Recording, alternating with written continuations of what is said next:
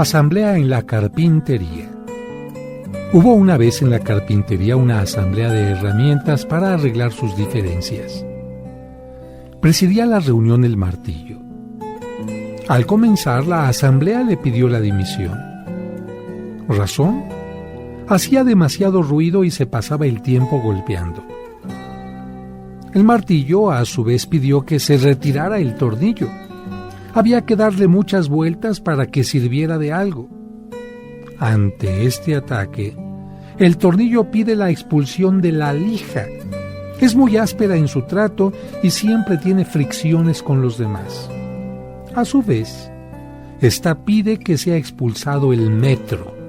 Se pasa la vida midiendo a los demás según su regla, como si fuera perfecto.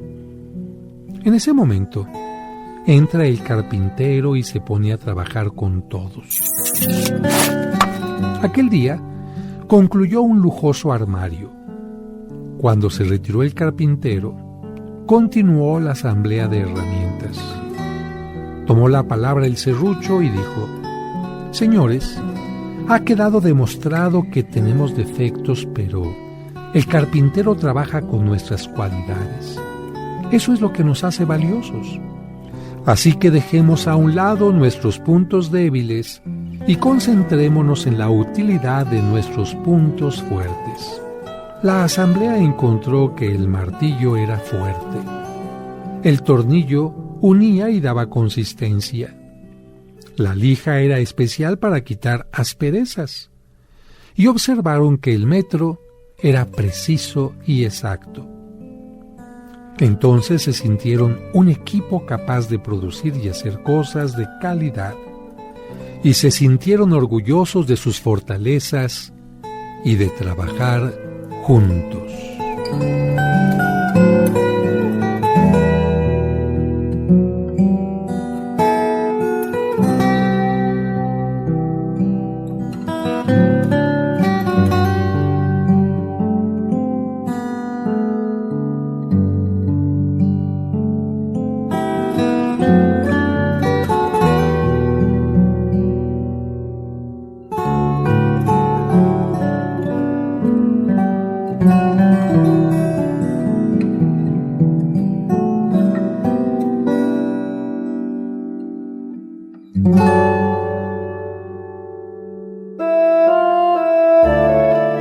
La mujer más importante de nuestra fe católica. Dios te salve María, Virgen sin mancha. Ella es la Virgen María. Pero para que conozcas más sobre su vida y sus advocaciones, ya está aquí el Padre José de Jesús Aguilar Valdés, la voz amable de la radio, para que te acompañe en tu camino en este sábado mariano.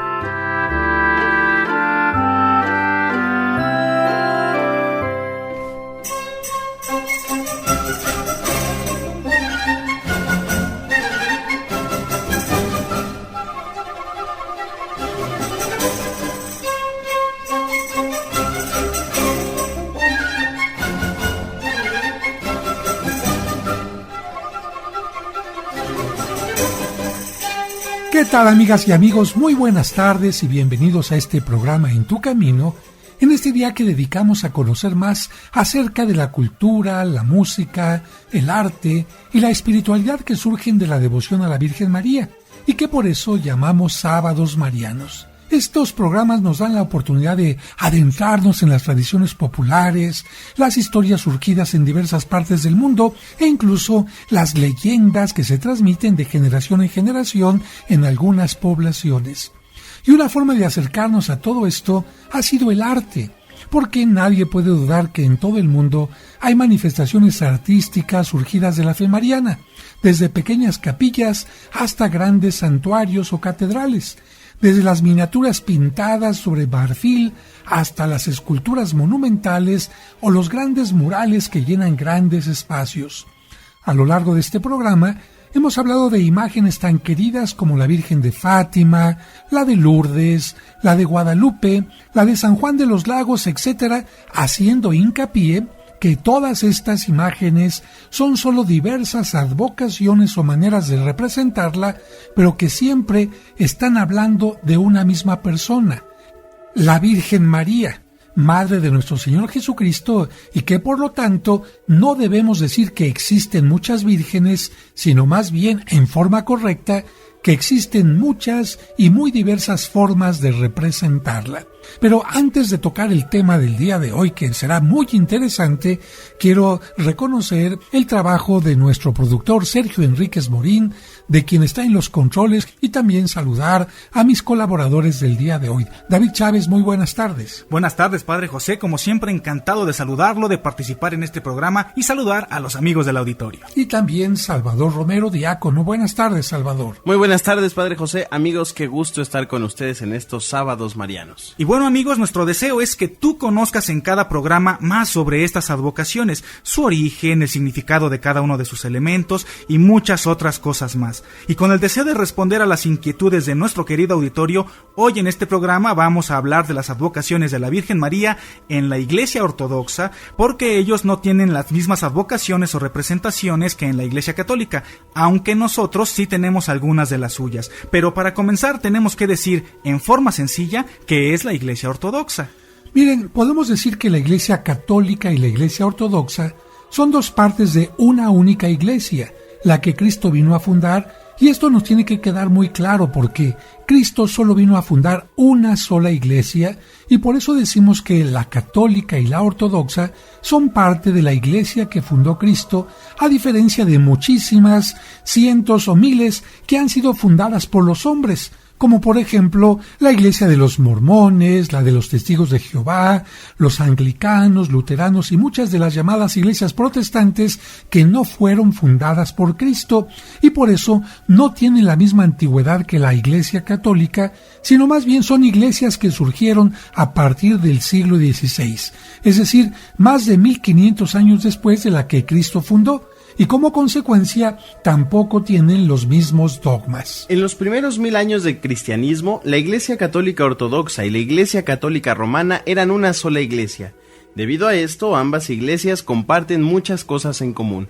Son católicas, es decir, universales, y apostólicas porque tienen sucesión apostólica, es decir, son herederas de las comunidades cristianas fundadas por los mismos apóstoles.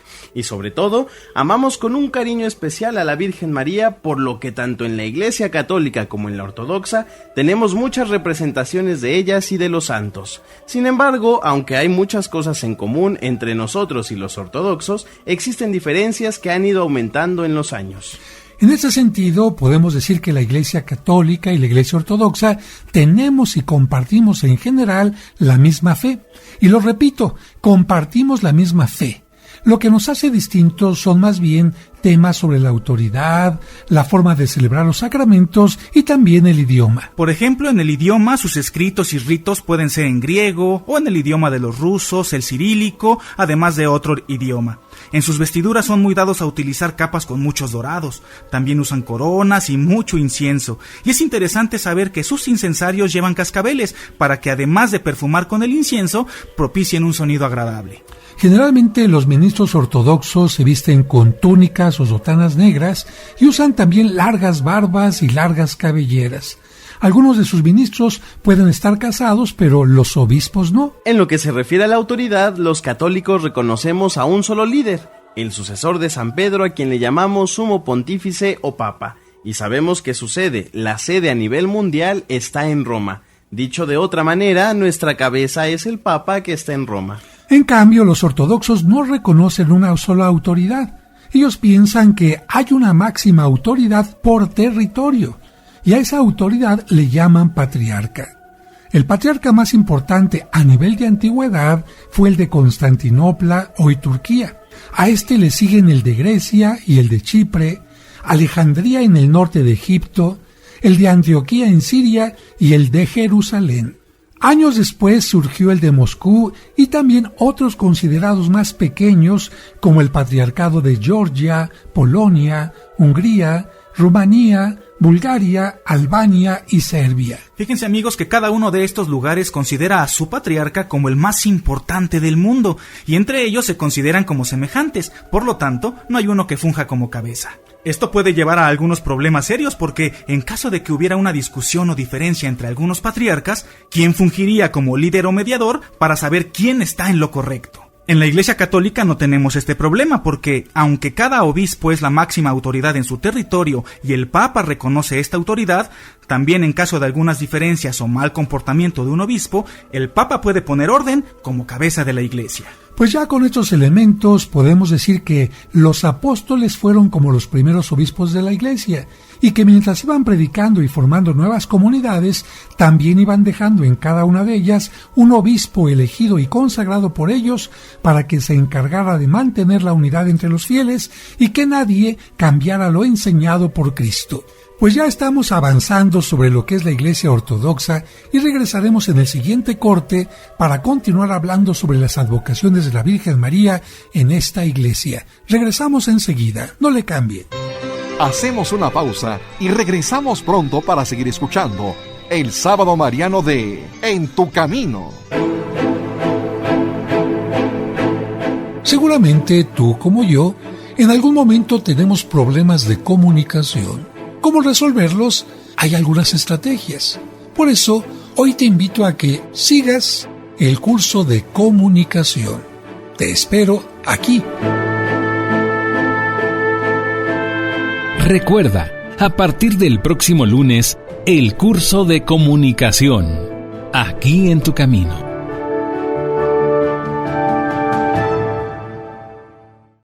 Seguimos escuchando el Sábado Mariano de En tu Camino.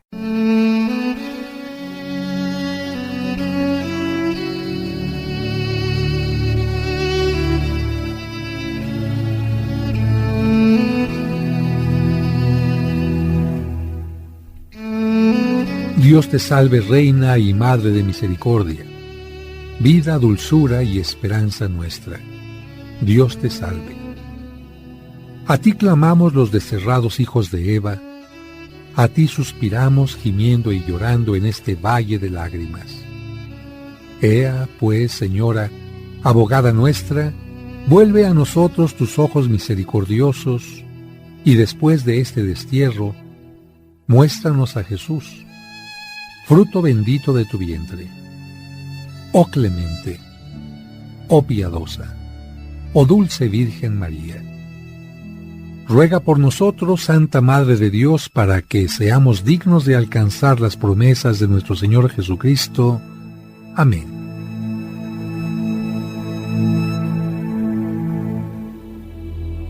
Agni parthene despina grandece otoke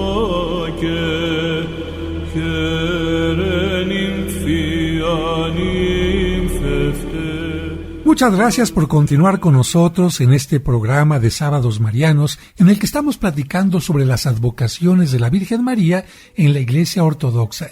Y antes de irnos al corte decíamos que los apóstoles fueron como los primeros obispos de la Iglesia y que mientras ellos iban predicando y formando nuevas comunidades, también iban dejando en cada una de ellas un obispo elegido y consagrado por ellos para que se encargara de mantener la unidad entre los fieles y que así nadie cambiara lo enseñado por Cristo. Así, cada obispo era la máxima autoridad en su territorio, pero pronto reconocieron que el obispo de Roma, que de alguna manera era el sucesor de San Pedro, tenía una autoridad especial.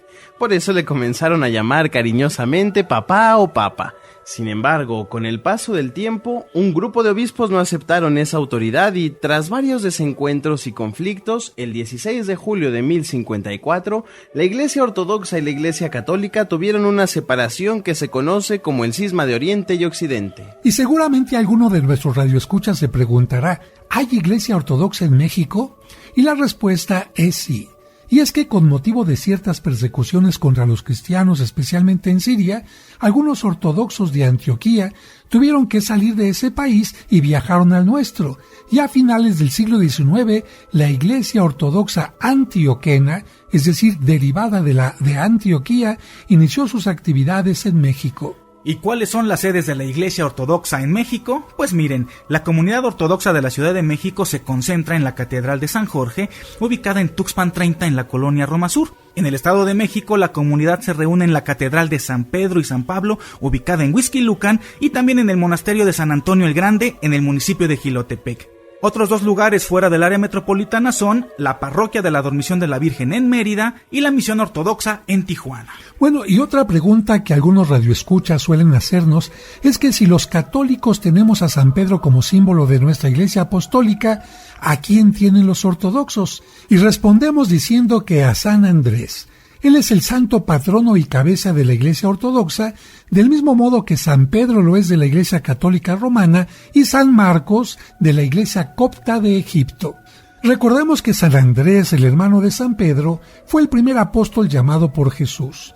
Una tradición muy antigua cuenta que el apóstol fue crucificado en Patras, en Grecia, donde lo amarraron a una cruz en forma de X y allí estuvo padeciendo durante 3 días, los cuales aprovechó para predicar e instruir en la fe a todos los que se le acercaban. San Andrés es también el santo patrón de varios países como Rusia, Rumanía, Escocia, Grecia, Ucrania y Malta. Y ya con estos elementos podemos comenzar a hablar de las imágenes de la Virgen María entre los ortodoxos. Y lo primero que tenemos que decir es que hay muchas. Al igual que en nuestros santuarios, ellos no solo pueden tener una, sino diversas formas de representarla. Pero con una característica, no pueden ser esculturas sino pinturas. Esto lo hacen, amigos, con el fin de que los fieles no confundan una imagen con una persona. Es decir, que recuerden que las imágenes de Cristo, de la Virgen o de los santos son solo eso, imágenes, pero no es el santo en persona, porque de lo contrario se estaría cayendo en la idolatría.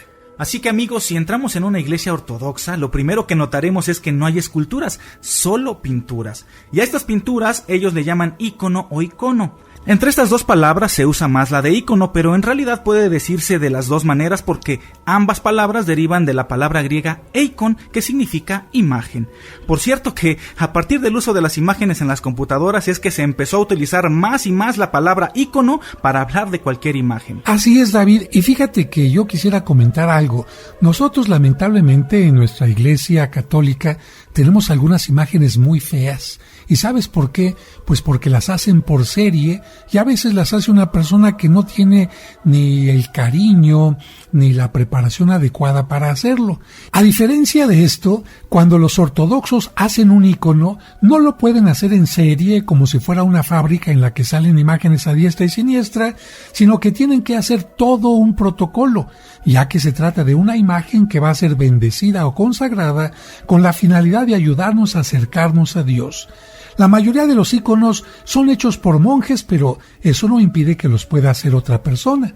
Oye, Salvador, ¿y estos íconos se pueden hacer sobre cualquier tipo de superficie? Claro que no, padre. Generalmente son pinturas religiosas sobre madera. Quienes las hacen siguiendo el esquema tradicional tienen que orar largamente, pidiendo la bendición, guardando ayuno y vestidos con ropa limpia. Por eso la mayoría de estas pinturas eran hechas por monjes. Como lo dice Salvador, la mayoría de los íconos que encontramos en las iglesias ortodoxas no son hechos por personas que se dediquen a hacerlos para venderlos simplemente en forma artesanal, sino, sobre todo, son el producto de una larga oración, personas que consideran el pintarlos como su mejor forma de orar. Para hacerlo se escoge primero el trozo de madera, preferentemente de un árbol de tilo, que hay poco de este tipo de árboles en América, o bien de pino, que debe de ser cortado antes de la primavera para que no resuma savia, es decir, para que ya que se ha pintado no vaya a salir esta especie de lágrima blanca que a veces resume la madera. Y se tiene que poner a secar durante meses hasta que se pueda cortar suavemente con las vetas en el sentido longitudinal y no a lo ancho. Y para evitar que se deforme, se le hacen cortes en la parte posterior que se llenan con otros fragmentos de madera. El siguiente paso en este proceso es cubrir la pieza con una tela usada, y es que no se puede empezar a pintar directamente sobre la madera, y esta tela con la que se cubre debe ser preferentemente de lino, y en el caso de que sea nueva, conviene hervirla en agua previamente. Esta tela debe pegarse con cola de pez, que es el mismo material que se usa para adherir la hoja de oro en los retablos barrocos. En algunos casos no toda la madera se cubre con la tela, sino que solamente se cubre o se pone como base en lo que luego serán las figuras principales. Fíjense, amigos, qué interesante lo que estamos narrando. Vea la diferencia entre un artesano, y no estoy hablando mal de ello, simplemente del procedimiento. Un artesano quizás que hace cientos de imágenes del niño Dios. A lo mejor él simplemente se levanta, coloca el yeso en los moldes, se pone a pintarlo, pero no tiene esta dedicación que existe en el mundo ortodoxo para hacer un ícono. Estamos hablando de que quien va a hacer uno tiene que buscar primero el árbol de donde va a cortar el trozo de madera, esperar a que seque, hacer los cortes necesarios, poner encima la tela adecuada. No puede ser una tela nueva para que la tela tenga una flexibilidad especial, y al mismo tiempo la persona está orando, está ayunando, está pidiendo la bendición, lo que significa que un ícono a veces tardaba en hacerse, ¿cuánto cree usted? A veces 3 meses, 6 meses, 1 año o más, porque era la forma en que aquel monje que vivía en soledad se dedicaba a alabar a Dios. Por eso, para imaginarnos este ambiente, ¿qué les parece si escuchamos ahora un fragmento de un canto ortodoxo? Un canto que evidentemente no está en latín, que era el idioma oficial de la Iglesia Católica y lo sigue siendo, sino más bien en idiomas de tipo griego o cirílico, es decir, el idioma de los rusos. Escúchalo y siéntete en este mundo de la Iglesia Ortodoxa.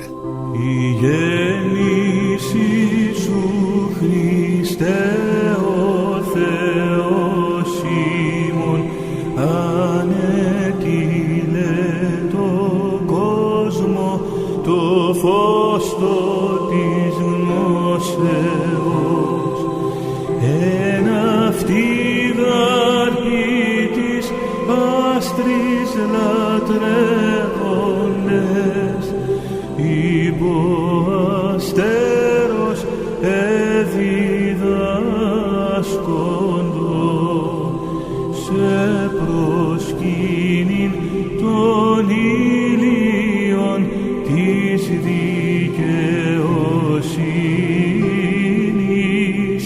και σε γινώσκην εξ ύψους ανατολή. Κύριε, δόξα σοι. Hacemos una pausa y regresamos pronto para seguir escuchando el Sábado Mariano de En tu Camino.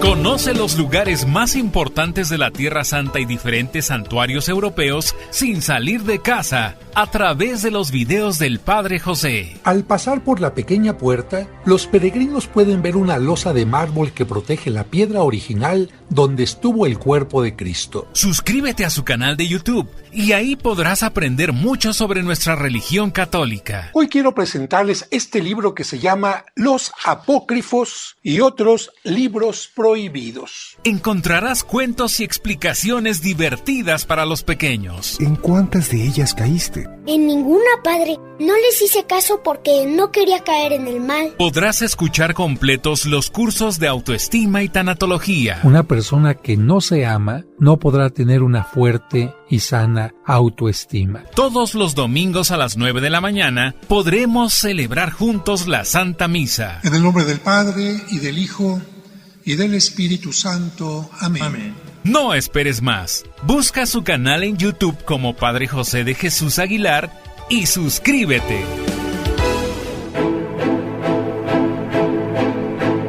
Seguramente tú, como yo, en algún momento tenemos problemas de comunicación. ¿Cómo resolverlos? Hay algunas estrategias. Por eso, hoy te invito a que sigas el curso de comunicación. Te espero aquí.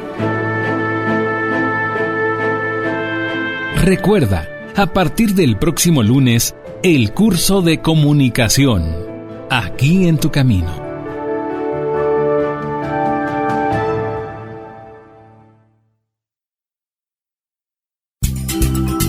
En tu camino, con el Padre José de Jesús Aguilar Valdés, la voz amable de la radio.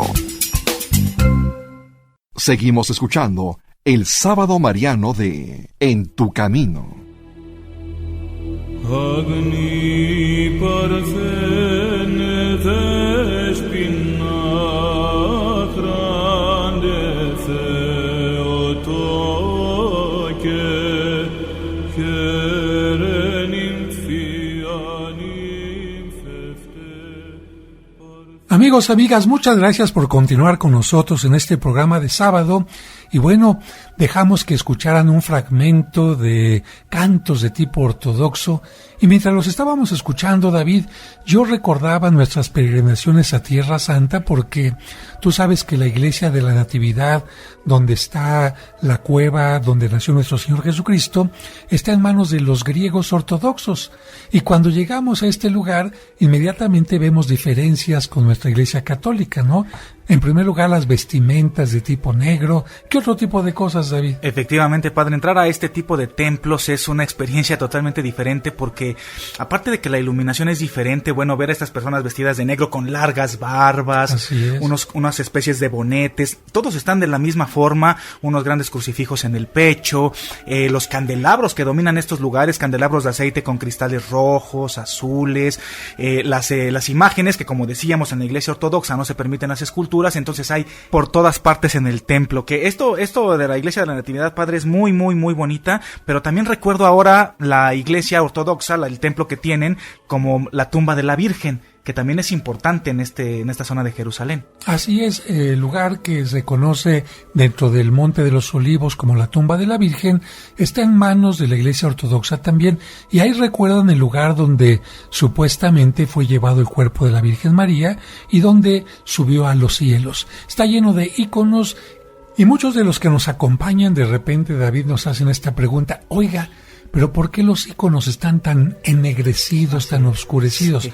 Bueno, en primer lugar, porque han pasado sobre ellos 100, 200, 300, 400, más de 500 años, y cualquier pintura que está expuesta a la veneración, pues recibe, imagínate, grandes cantidades de elementos como el humo del incienso. Además, otras personas llegan y les ponen algunos líquidos como aceites, como perfumes, y esto hace que se vayan ennegreciendo. Pero aquí sí hemos dicho que para un monje hacer un ícono era una oración. Tú no le puedes corregir la oración al monje. Es decir, el monje llegó, puso su oración en el altar, a un lado del altar, en el iconostasio, como mencionabas, y ahí la deja. Es como si yo te preguntara: una persona llega y pone un exvoto en la Basílica de Guadalupe, es decir, estamos hablando de aquel tiempo, especialmente finales del siglo pasado, o todo el siglo pasado, donde la gente hacía una imagen sobre una laminita diciendo: doy gracias a la Virgen de Guadalupe porque me curó después de este accidente. Y en la laminita está pintado el accidente, y con sus letritas en forma sencilla, la persona llevó esto como oración. Y alguien llega y dice: no, esta oración está incorrecta, le tengo que cambiar la ortografía, no, aquí la imagen no la puso derechita, la tengo que enderezar. Pues no, alguien diría: no, señor, esta oración la trajo aquella persona como acción de gracias por su fe, y usted no le puede cambiar nada. Por esta razón, en algunas iglesias ortodoxas tan antiguas como las que visitamos, hay íconos donde no se acepta que les haga nada. La misma iglesia de la Natividad, más de 1000 años que no le hacían ninguna limpieza, ni siquiera a las columnas.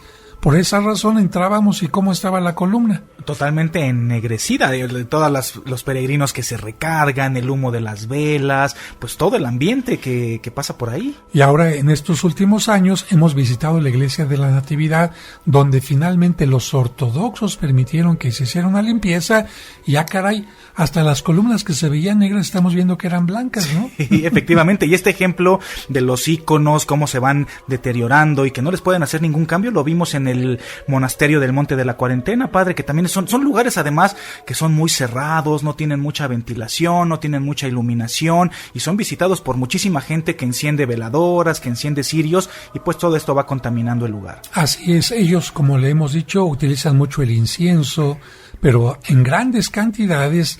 Tienen a veces más de 700 lámparas de aceite en un solo lugar. Imagínense el aceite de olivo, además de las velas que ellos colocan como acción de gracias. Ellos no tienen veladoras. Utilizan velas siempre largas y no de una sola, sino que hacen racimos de 12 velas. Imagínense juntar 12 velas juntas, ¿no? Y encender el pabilo de una para que se enciendan las 12 y colocarlas sobre una charola de arena para que ahí se sostenga hasta que se acaben de quemar las velas. Entonces mucho incienso. Bueno, pero no nos desviamos del tema, solamente les decía, amigos, que esta música me hizo recordar aquellos lugares, casi hasta percibo el incienso y siento que estoy en la iglesia ortodoxa.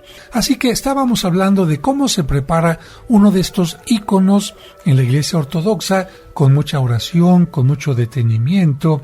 Se ha colocado ya una tela de lino sobre la tabla.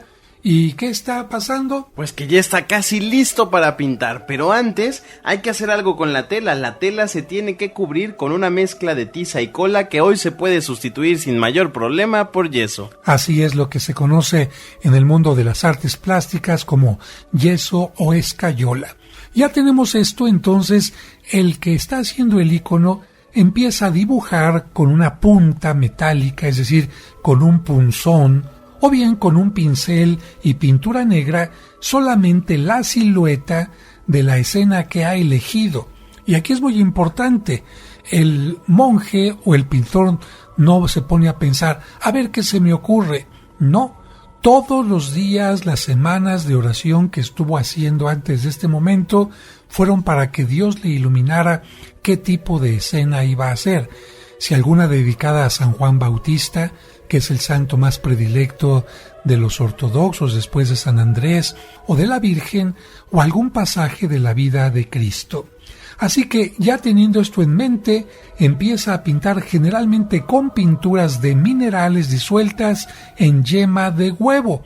Así que una pregunta que se responde aquí, porque uno de nuestros radioescuchas nos decía que si los íconos se pintaban con pintura al óleo. No, se pinta con colores minerales disueltos en yema de huevo. ¿Cómo se llaman estos colores disueltos en yema de huevo? Se llama la técnica del temple. Imagínese la paciencia de estar moliendo los minerales y de ese polvito ir sacando cada color que va a necesitar el pintor. Una mezcla distinta para obtener cada color, y todos los colores deben de aplicarse por capas desde el fondo hacia afuera. Si usted nunca ha pintado y bueno, empezar a ir a una clase de pintura, le van a decir, vamos a empezar haciendo los colores del fondo. Generalmente son los colores que van a ir en la pared de un bodegón o algo así, y después va a ir usted poniendo los colores que van al frente. Por ejemplo, si voy a pintar una cara, pinto primero el color carne y después iré poniendo sobre esa cara color carne los brillos en blancos que generalmente se dan en la nariz, en la frente, a lo que en la pintura al óleo se le llama las veladuras, y es lo que hace más valioso y más importante una pintura, y lo que lamentablemente las personas que se dedican a restaurar se llevan cuando están limpiando una pintura. Por eso hay que tener mucho cuidado cuando mandamos a restaurar una pintura al óleo. Y una vez acabado el ícono o icono, y no solo para preservarlo, se debe de cubrir con una capa de aceite de olivo, que va a ser como una capa de barniz, que además de su función principal, que es protegerlo, también dará un tono homogéneo a la obra y profundidad al tema. Así es, así que no se pinta al óleo, pero al final se le da una capa de óleo. Y lo más difícil es dar la primera capa en el rostro de las figuras, y a esta capa se le llama zanquir o bosquejo. Y ustedes, amigos, quizás hayan visto algunas imágenes que, además de la pintura, tiene sobrepuesta una capa metálica. ¿Cómo se llama esta capa y qué es lo que cubre del ícono, Salvador? Esta capa metálica, padre, que casi siempre es de plata, se llama risa. Pero ojo, no risa con S, sino con Z. y esta risa cubre el icono dejando solo a la vista la cara y las manos de la imagen. Fíjense, amigos, que esta capa de la que nos habla Salvador tiene un sentido. Es para proteger la imagen, especialmente de aquellas personas que llegaban a tocar la imagen. Entonces, al permitir que se viera solamente la cara y las manos, los fieles podían tocar toda la parte de la pintura sin dañarla. Pero a veces, para darle un sentido de mayor sacralidad, no solamente le ponen este vestido, vamos a llamarle así, de metal, sino también le ponen un vestido de tela sobre el metal. ¿Y este vestido cómo se le llama, Salvador? Este vestido se llama pelena. De esto y más seguiremos hablando al regreso del corte, no le cambien.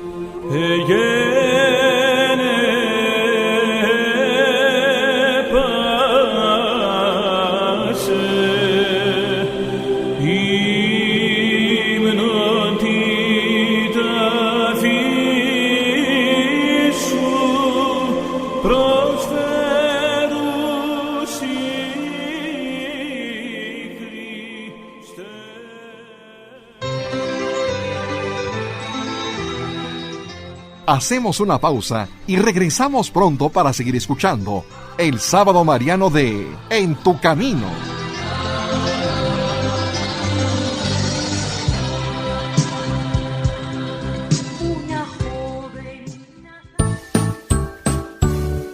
¿Deseas comprar el extracto de agave Mimex? Informe sobre costos y envíos al 55 55 66 77 44, de 9 de la mañana a 7 de la noche, todos los días de la semana. Mimex, Mimex, Mimex, aliméntate con Mimex. Aviso de funcionamiento COFEPRIS número 001319. En tu camino. En tu camino. Con el Padre José de Jesús Aguilar Valdés, la voz amable de la radio. En tu camino. En tu camino. Con el Padre José de Jesús Aguilar Valdés, la voz amable de la radio.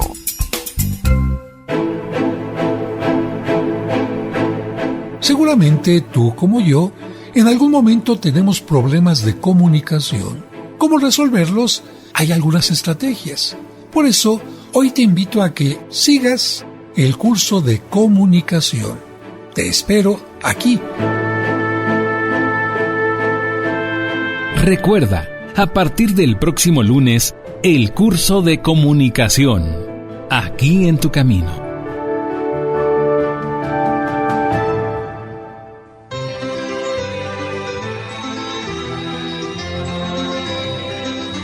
Seguimos escuchando el Sábado Mariano de En tu Camino.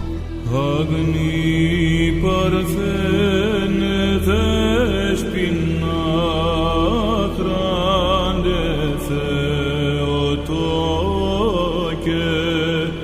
kerenim fianim fefte parthene.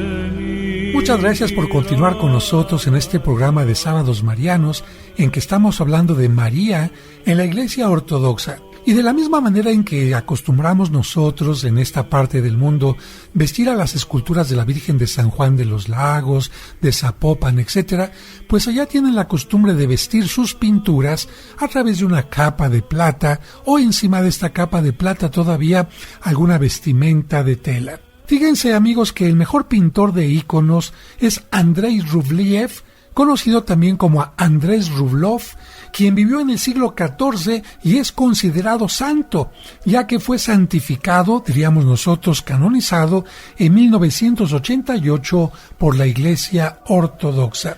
Pero ahora vamos a hablar del iconostasio. Claro que sí, amigos, y es que aunque los iconos pueden colocarse de forma individual, el mejor ejemplo de su exposición es el que podemos ver dentro de las iglesias ortodoxas en el llamado iconostasio. ¿Y qué es esto del iconostasio? Bueno, pues se trata de una pared al fondo del altar principal principal en la que de una forma ordenada y por jerarquía se colocan los íconos. De hecho, la palabra iconostasio significa exposición de íconos. Así que si entramos nosotros a una iglesia ortodoxa, y se puede entrar sin ningún problema a las que hemos mencionado, tanto en el Estado de México como en la colonia Roma, vamos a encontrar al fondo, en lo que nosotros le llamamos el presbiterio, una pared de madera.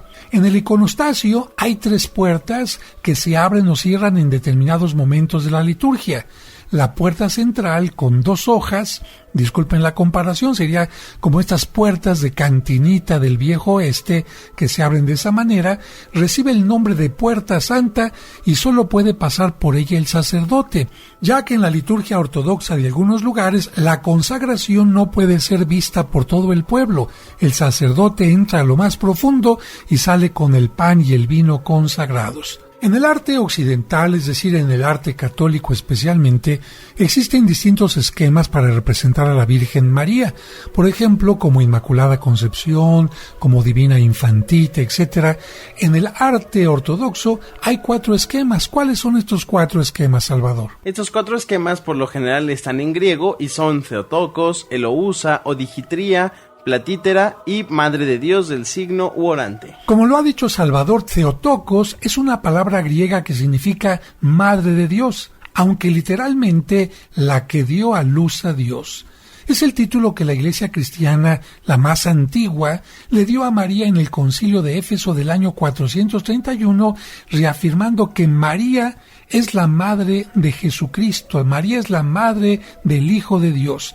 Así el arte bizantino representa a María sentada en un trono. Es muy importante esto. Siempre que María está sentada en un trono con el niño Jesús en su regazo y mirando al frente, se considera una imagen Theotokos.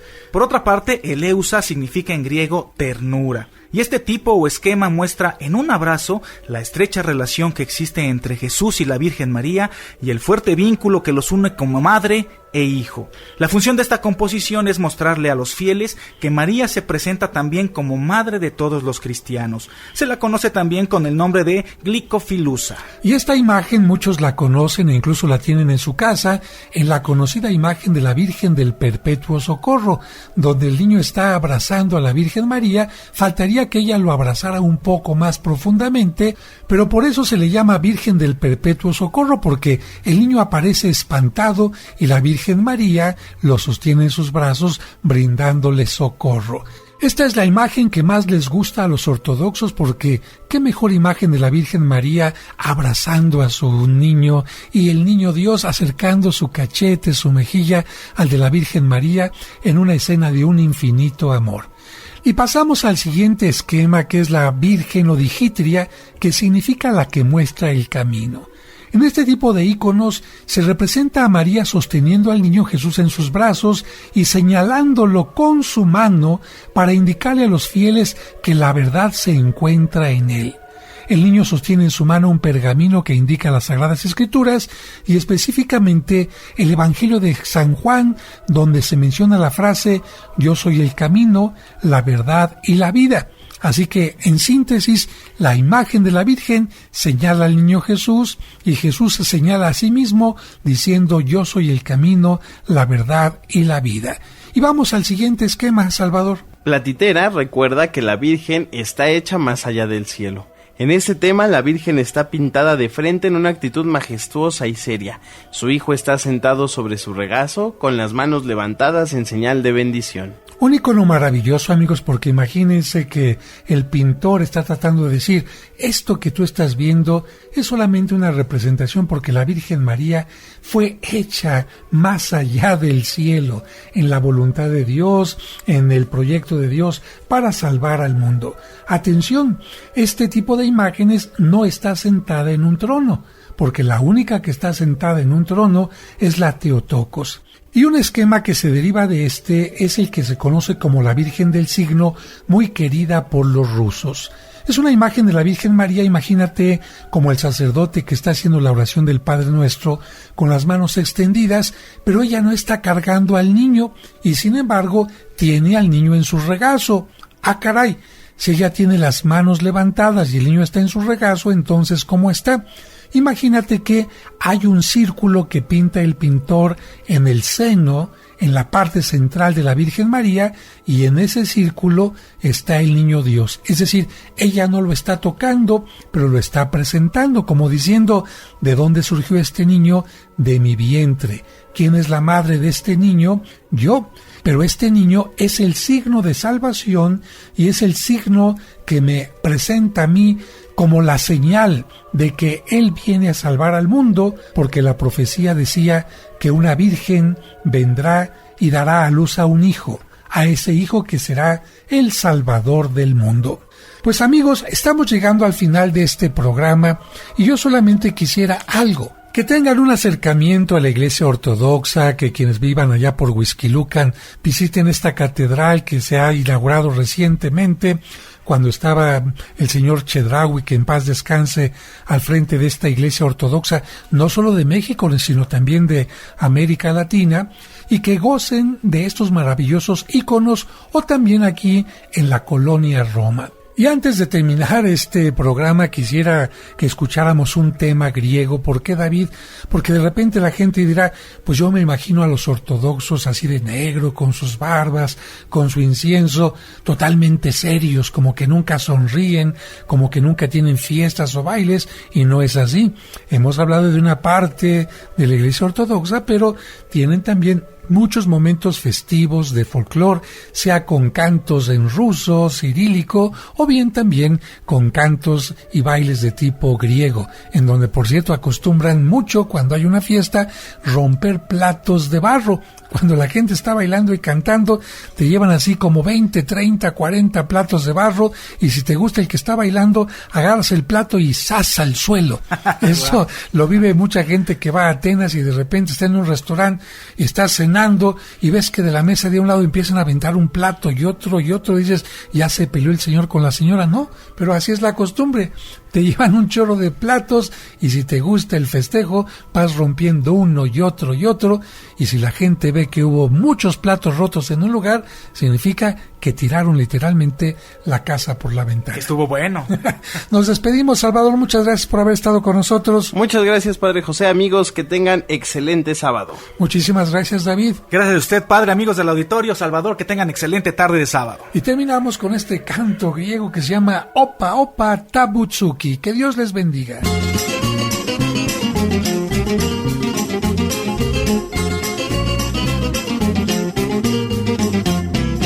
Εκνατίας 406 τράβα ταξί μου πριν να φέξει τράβα μη μας δει και η γειτονιά σούρα με την κουκλά αγκαλιά. Όπα όπα τα μπουζούκια, όπα και όπα γράμμας η ζωή μας τα χαστούκια με το γλέντι τα ξεχνάς. Όπα όπα τα μπουζούκια, όπα και όπα γράμμας η ζωή μας τα χαστούκια με το γλέντι τα ξεχνάς.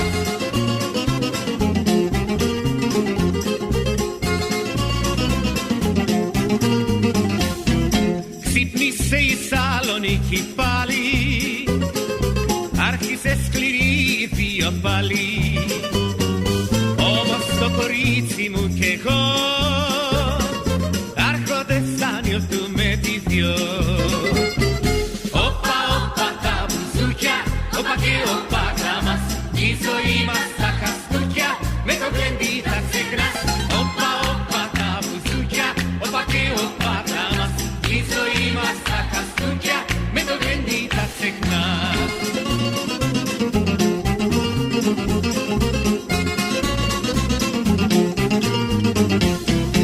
Εγνατίας 406 πάμε να πλαγιάσουμε πριν παίξει όνειρο να δούμε μαϊκό όμορφο το κόσμο το κακό.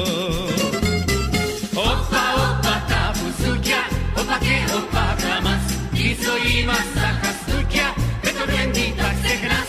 Όπα όπα τα μπουζούκια, όπα και όπα γράμμας η ζωή μας τα χαστούκια με το γλέντι θα ξεχνάς. En tu camino, un programa para encontrar la meta.